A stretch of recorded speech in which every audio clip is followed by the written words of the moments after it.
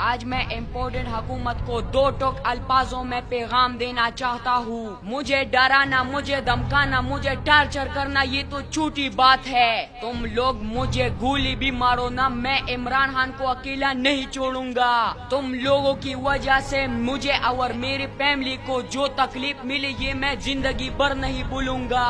मैं फैसलाबाद जा रहा था तो रास्ते में पंजाब पुलिस ने रोका। शायद वो मुझे पहचान गए थे। हमारे मोबाइल भी छीन ली और हमें नामालूम जगह पर शिफ्ट किया गया। हमारी गाड़ी की कागजात भी छीन ली। 2 दिन से हमें पूरा जलील करने की कोशिश की। मेरा वालिद, मेरा चचा, मेरे दोस्त भी मेरे साथ थे। जो लोग हमें उधर धमका रहे थे वो हमें पुलिस नहीं लग रहे थे, वो सेवल कपड़ों में थे, कोई गुंडे लग रहे थे। उनकी डिमांड यही थी कि आइंदा इमरान खान के बारे में मुंह बंद रखना। अब मैं सोच ये रहा हूँ कि मैं पंजाब गया था या हिंदुस्तान। मुझे कुछ वक्त के लिए ऐसा लगा कि मैंने हिंदुस्तान का बॉर्डर क्रॉस किया है। और याद रखना, मैंने हमेशा अपने मुल्क की अजमत की आवाज उठाई है जो आज मेरे गले का फंदा बंध रहा है। जिस तरह मुझे खामोश करने की कोशिश की गई, ये मैं अपने अवाम से पूछना चाहता हूँ, क्या मैं इस डर और धमकियों की वजह से खामोश हो जाऊँ? क्या अब मेरे फैमिली को इस मुल्क में कोई तहफ़्फ़ुज़ नहीं मिलेगा? क्या मैं अपने मुल्क में घूम नहीं सकता? मुझे पता है इस जंग में मुझे सिर्फ नुकसान ही मिलेगा, लेकिन इम्पोर्टेड हुकूमत याद रखना, तुम लोग मुझे इस आजादी की जंग से 1 इंच भी पीछे नहीं हटा सकते।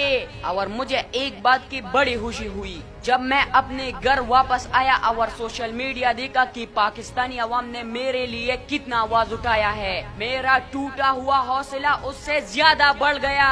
लेकिन मुझे एक बात का बहुत दुख हुआ, मेरे पीटीआई की जो लोकल क़यादत थी उन्होंने मेरा हाल अहवाल बिल्कुल नहीं पूछा, मेरे ऊपर क्या गुजर रही थी। उन्होंने मेरी फैमिली मेंबर को कॉल तक ही नहीं किया, क्योंकि ये लोग इक़्तिदार के लिए ही लड़ रहे हैं, पीटीआई की टिकट के लिए लड़ रहे हैं। और मैं अपने मुल्क के लिए लड़ रहा हूँ, अपने खान के लिए लड़ रहा हूँ। और मुझे इन लोगों के आने जाने से कोई फर्क नहीं पड़ता।